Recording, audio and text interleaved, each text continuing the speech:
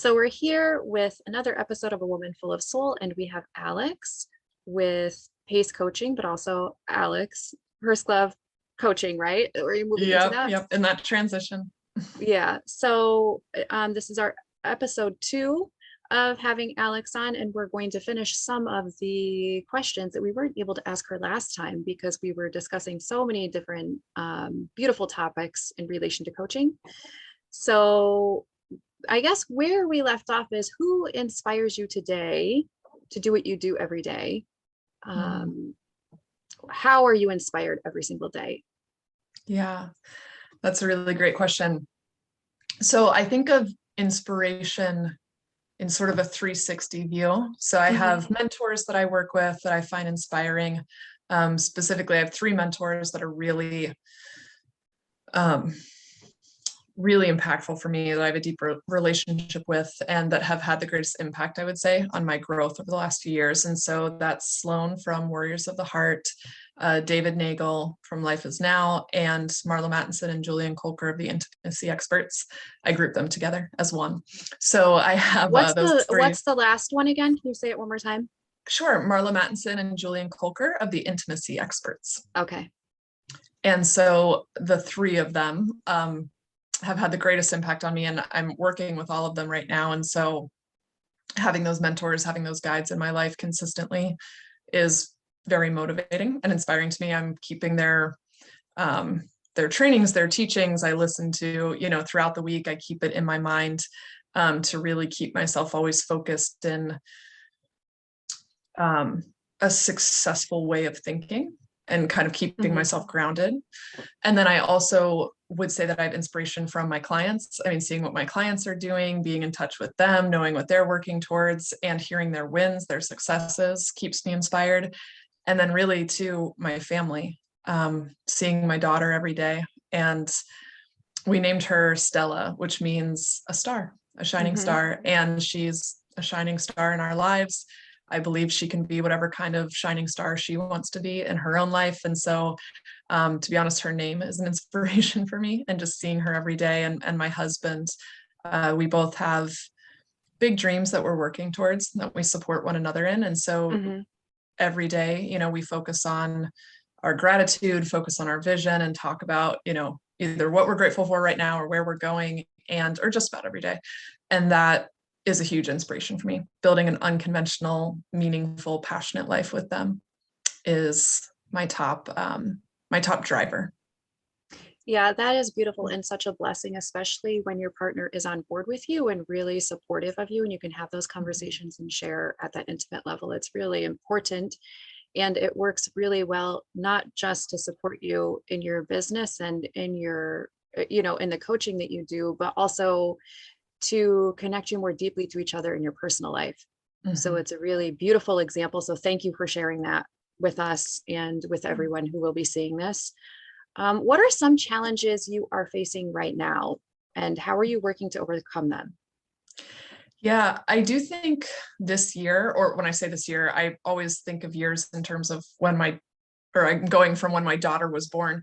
So I used to do calendar years. Now I view this year as, it's the year 1 of her life. So since my daughter was born at the end of July, it's definitely been a journey learning how to, and I don't like the word balance, because when you say balance, you almost set them up to be competing. Like, I've got family over here, business over here, and I'm trying to balance the 2. I teach and follow the path of integration, and looking at how do I set up my business to support my personal life to support my business, which I think we talked a little bit about last time. So learning how to integrate, I did a deep work on that with me and my husband when it was just the 2 of us.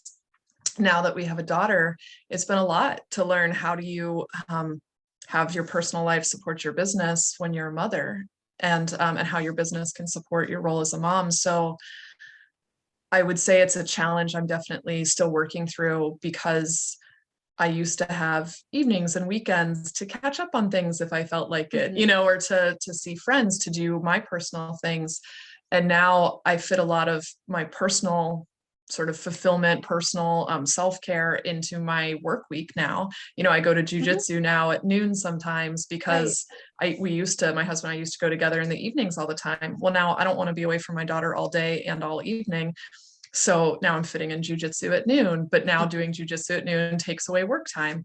So it's a little puzzle to kind of figure out with your schedule and see how do I maintain the priorities in my life now that we've added, you know, this beautiful little girl into our lives that I want to spend a lot of time with and want to be present with and, want to pour into her while also not completely draining myself and having no time for me or no romantic time with my husband. We actually Right. just talked about that last night about areas we want to schedule in more time for us um, to be husband and wife, to be best friends, not Mhm. just parents and Functions, not right. just, yeah, and not also just sort of partners in business as well. Because we do talk a lot about our business, each of our businesses and how they support each other. So, Mhm. last night my mother-in-law came over, she watched our daughter, we went to jujitsu, and then we went out and got dinner after and had an us night and said, let's just talk as friends.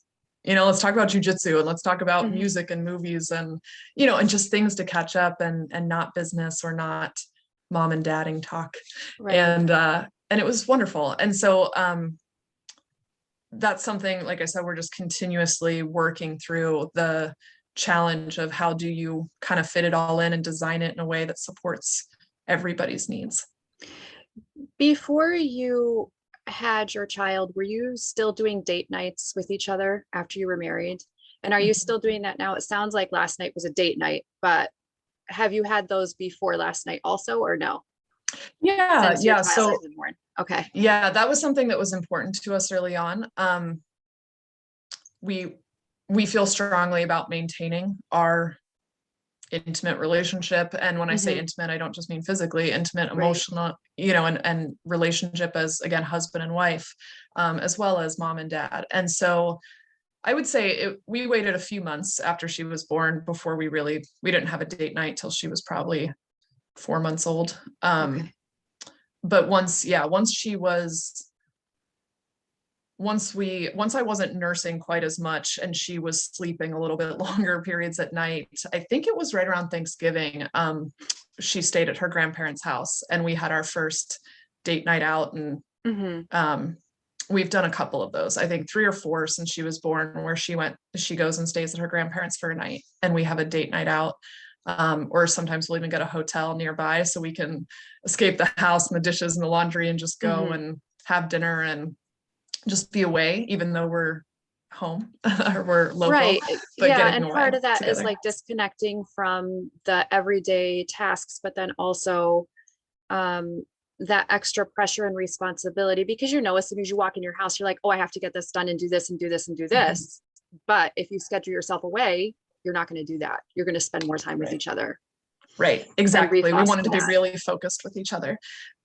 Yeah, and then I will say, actually, we've made it a tradition now that every Thursday night, my mother-in-law comes and stays with us, and I end my workday a little earlier on Thursdays, so we spend Uh-huh. time with our daughter until she goes to bed, and then we go to jujitsu and have dinner after. So Thursday we have a weekly date night now, which Okay. we have a lot of fun doing jujitsu together. Some people might not consider that a date night, but we do. So yeah, we have a lot of fun with that on Thursdays. To go back to what you were saying before about the balance and everything, one of the, I'm a mother and I'm trying to run my own business and I do a lot of other things. One of the ways that I found helpful to work through that whole process is thinking about flow. It's Mhm. really all about flow. It's not really about balance because you're right. It puts it in competition with each other, or then you begin to worry, oh, this part's a little bit receiving a little bit more than this other part. But, and it is an integration, but there's real, even if you integrate it, there can still be like these moments of tension between each other, even with the integration. Mhm. So when you think about it as flow, it's really, and I know that you must have heard this before, life is really working for you, and God Mhm. wants you to be successful. God is here to fully support you 100% of the way. Yeah. And it's all about flow. It's Mm. all about flowing into what God is bringing to you, that God wants you to receive, or the ways that you feel inspired to give back to God. whether it's through your career, your family, your whatever it is. So it's really about that flow. And I think if you move into that mindset of flow, it's going to feel so much easier, because Mm. you can get into this trap of it has to be the perfect combination of this and that. I did it. That's what I know. Believe me. Right. And I was a perfectionist in certain ways. And eventually I was like, this is not it. It's really about flow. And once you move into that idea and mindset of flow, your own children begin to immerse themselves in that also and become more like, so their bodily systems will be more in tune with yours, or they'll like perceive what's next without you Mm. even having to say it. And that's not just part of a routine, you know. As I've grown with the boys and they've grown with me and we've reached that state of flow, um, they're able to say something that I would never anticipate them saying, but it has every piece of meaning and importance to whatever I'm doing in my life at that time or whatever I'm working through. So, for example, and I'm just going to be really transparent. They Yeah. know that I did stuff with World Youth Day and World Meeting of Families with Pope Francis. They knew that. They'd known it for a while. But if there was a moment where I didn't, where like I was doing something else and I was focusing on something else and that was taking my attention, they would say something to pull me back into flow or balance with everything, right? And they would say something that I would never expect them to say in relation to World Meeting of Families or World Youth Day or Pope Francis, that would pull me back into flow if it wasn't there, or they would pull me back into creating that flow and making sure everything's consistent. I don't know how else to word it, but when your child knows and they pick up on your patterns and they know, like, it's like the subconscious mind kicks in and they're able to bring it forward with you and for you. It's the same thing with your spouse and the people that are supportive of you. I Mm. know that you've heard this before because there's many coaches who talk about somebody will call you out of the blue and bring up something that you need to work through. That's all about flow. Mhm. So once you're in flow, all of that happens really transparently and smoothly, and you don't worry so much about the balance or the um, how everything is integrated. Just like you said, for this weekend, you're taking a little bit of a step back and spending time with family. That's really about your flow. It's really about Mhm. how life is flowing for you and saying yes to what that really looks like and being unapologetic about that, you know, especially as a mother, as a female entrepreneur, as a female on the face of the planet right now, you know. Mhm. Um, there's this whole level of women, you know, in a woman's life where she feels like she has to do what society dictates to her, what the normal pattern is. And I know that you already know it's not about that because your program speaks to that. So Yeah. I don't have to Yeah. go down a whole conversation about that, but it really is about that flow and that beauty and that grace, and it just perfectly lines up. So like even for today, right? I thought I would be headed towards my children right now and spending time with them. But they said no, wait until tomorrow. And then here we are having this conversation because yesterday I thought I was going to be the one sending you a message saying I had to cancel for today because of that. But Mhm. that wasn't the case. I stepped because I was in flow, I didn't even have to send that. It just kind of worked out itself. Do you see what I'm saying? Yeah. I Yeah. know that you know because many coaches talk about it, but it's not just flow through your business, it's flow through your whole life. And I know if you think about it that way, it's going to make so much more sense and you're not going to feel so much tension between the categories. Yes. And that's I love the word flow. I love that you brought it up, and it's almost hard to describe because you can only really understand flow when you've experienced it, right? When you're Right. in it and when you feel it. And that's something I feel like before having my daughter, my husband and I had gotten into a really great flow, and everything was flowing really well in business, personal, how they all went together. Right. And then having our daughter, it just brought up a new level of exploring, like, what does flow look like now For that you. we, Yeah. now that we have her. And, I've changed so much as a person since having Right. her. But to me too, I think it's about, I always, well, not always, I often prioritize, because sometimes I go unconscious Right. and forget, but I often prioritize looking inward and saying, like, what's in alignment for me? Where am I Mhm. enforcing versus allowing, like, and going into alignment? And like I mentioned to you today, yeah, today is a family weekend. I was away from my little girl last weekend, had an incredible retreat experience that I led, and that whole weekend was just an incredible experience, and I loved it. And at the end of it, I really missed my little girl, and I Right. wanted to come home and see her. And I said to my husband, Right. hey, next weekend I'm gonna end early on Friday. We're gonna have a family weekend and celebrate Mother's Day.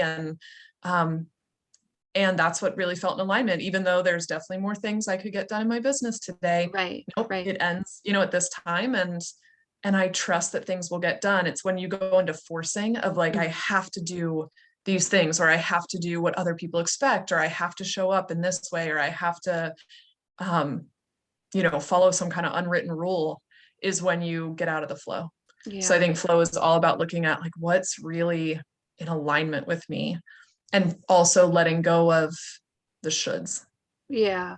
Well, and what's really real for you in this moment too, because your priorities always change, especially when you have, well, and no matter your case in life, but when you have a family and when you have children, your priorities always change. They're always going to be changing. That's part of the beauty and the spontaneity of being like of parenting itself. So, Yeah. Yes, they so throw you curveballs. it's one of the blessings though. It's a beautiful blessing because you're able to really authentically step into who you really are and what's real for you and true for you and the greatness of that and for your family too and for your children too and what's true for them, of course. um so thank you for being so open and sharing about that it's really heartwarming to hear it because some people feel like they have to have it all figured out Yeah. and you just don't. It's a fluid thing. There's like there's Yes. no, I can't even explain it more than that. It's very fluid and it's constantly changing and evolving just as you should be. And you are, if you're listening to that, you are. And it all Yeah. works together. It all flows together. And you're able to let go of that tension, but also self-judgment. I think that's the other, Yes. the biggest piece is the Yes. self-judgment piece. Hmm. And you could do it on either level. You could do it as an entrepreneur if you don't have children or don't have a family. And then you could also be doing that as a mother, as a spouse, as someone who's trying to go out dating and seems to not have the time for that. You see, like that whole personal, professional balance Yeah. aspect, like you were just talking about. Yeah. And I'm so glad you mentioned letting go of the self-judgment, Mary, because that piece to me is the most vital piece. You can't get into flow or be in alignment when you're in self-judgment. And I think that's been a huge exploration for me, because I Mhm. realized when I became a mom, the second guessing, which was an old pattern of mine that I had really worked through, with the second guessing and the doubt or the self-judgment, came back when I had my Right, daughter. And I shouldn't even say came back. I went into the deeper layer of it. It was always right. there, probably. It was just I had covered, this higher level of it, and then went into a Hmm. deeper layer of it when I became a mom.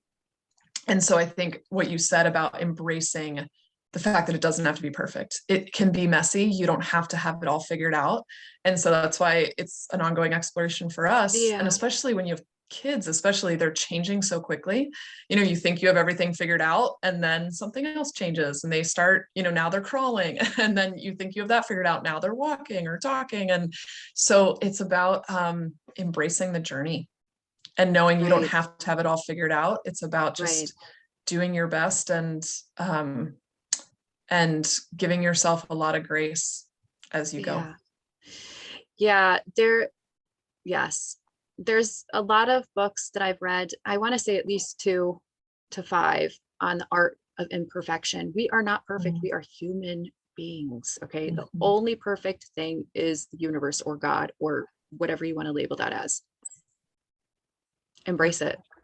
Because that is how you really become authentically, truly who you are called to be. And that's also part of the journey. You know, there is no the self-judgment, and you're right, especially when when you go from being single to being in a relationship to marriage, and then marriage to having a child, and this is across the board for women, there is always self-judgment. I've seen it. There is almost always self-judgment. Even the fact that you have delivered a baby and now your body is different. Mhm. Usually women even go through self-judgment in that way and how their body has changed, you know, let alone all the other factors in their life and what that really looks like. You know, it's a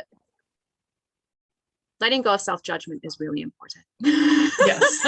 Yes. Well said. Like you also said, if there was one thing you could tell every woman, or that you think every woman should know, what would it be? What is that one golden nugget that you've learned that you would want to share with everyone? You know, when you sent me this question in advance, I think I had a different answer for it, but what's coming up right now that actually feels more in alignment as you asked that, now hearing you ask it, Mm-hmm. was that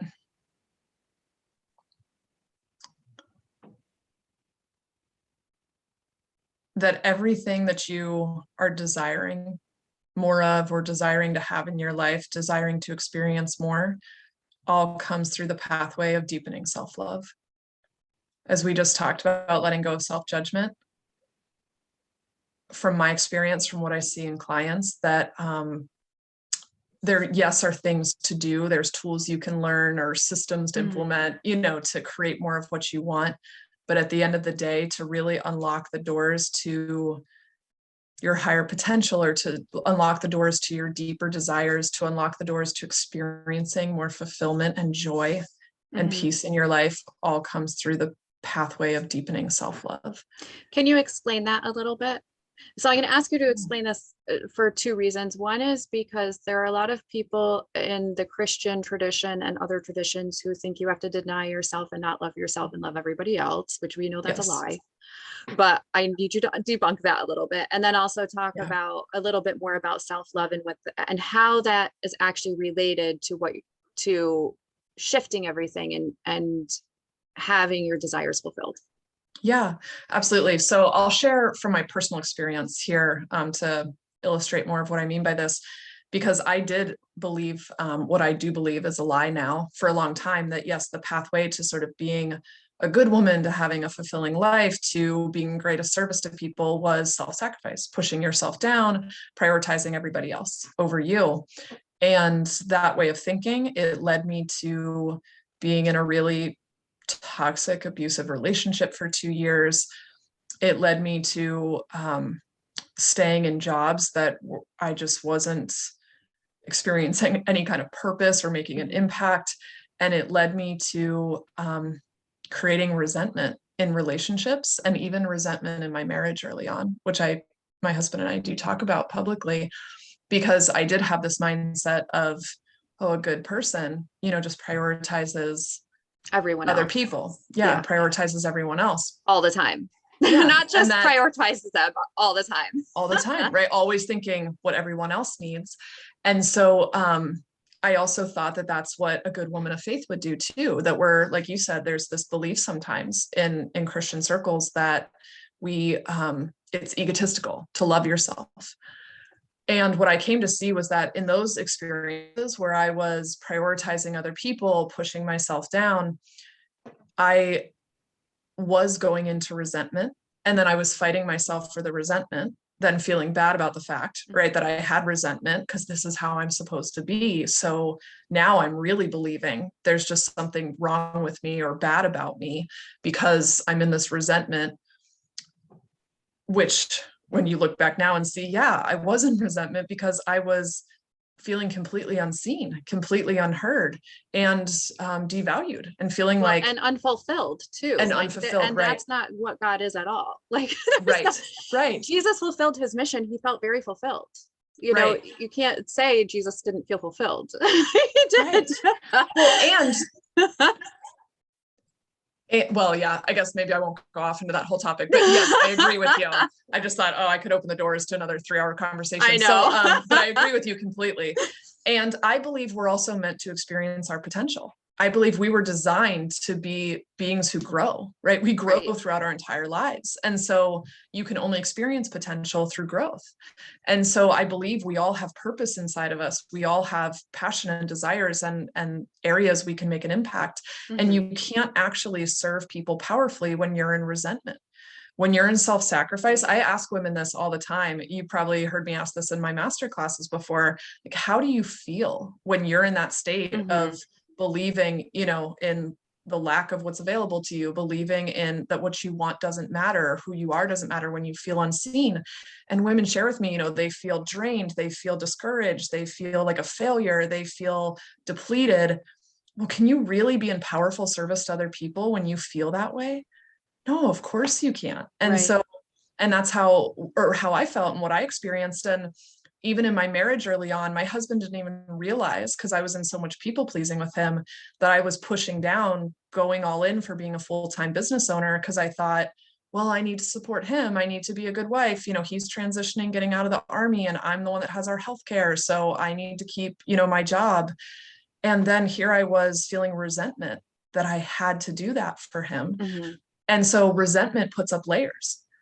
And when I looked back and I started asking myself, when I'm in these periods of feeling really low and self-sacrificing and unseen and unfulfilled, do I really feel connected to God? And the answer was always no. Right, because that's not who God is. That's the Right. reality and truth of God. God is not those things. Right. Yeah. And you can't receive God's love fully when you're hating on yourself. Right. Or Right. When other you're in people. self-judgment. Yeah. When you're hating. Well, and that's the other thing, whatever's going on inside of you is reflected out to other Mhm. people. So I actually even had a client say to me recently, she was like, I don't judge other people. I only judge myself. And I said to her, hey, wait a minute. I actually want to challenge you on that. If you are judging yourself, I guarantee you're judging other people, Mhm. because you can only give away what you have inside of you to give.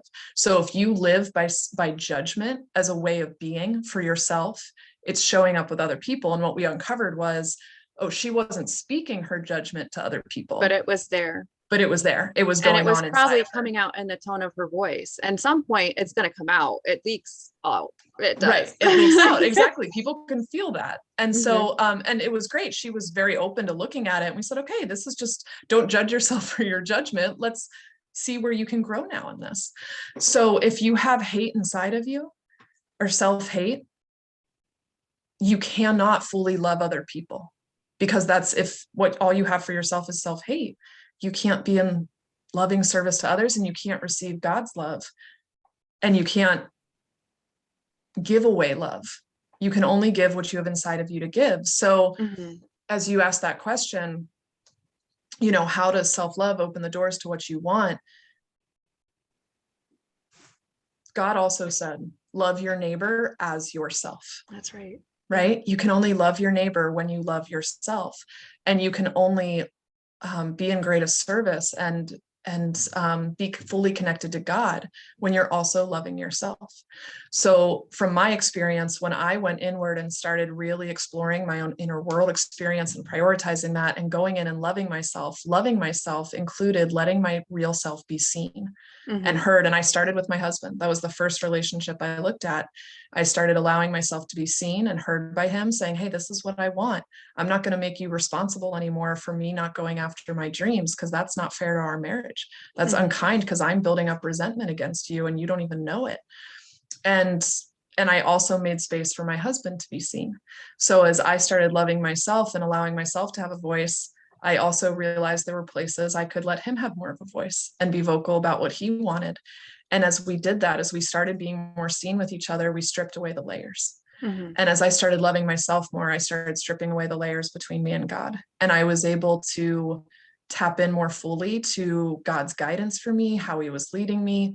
And as I started loving myself, I found, and taking off my own mask, more and more women started being drawn to my teaching and my business because they also wanted to take off the mask. Mhm. And so I believe we can lead the way for other people when we start living as who we really are. Mhm. and pursuing our dreams. Pursuing your dreams, creating what you want is a form of self-love, Mhm. right? Because it's Yep. integrating all of it and showing yourself, hey, I can create what God has called me to do.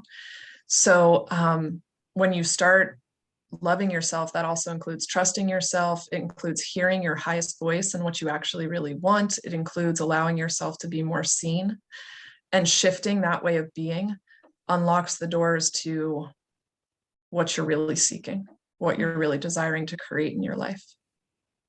So I know in our last episode, you answered a little bit of what your definition of a woman full of soul was and is. What would you say that is today?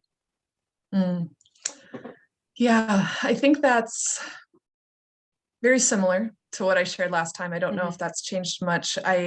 I do believe a woman full of soul is a woman who's living in alignment, who is loving herself, who is believing in herself, and who's really tapping into, what do I actually want my life to look like? What do I want to create? What kind of impact do I want to make?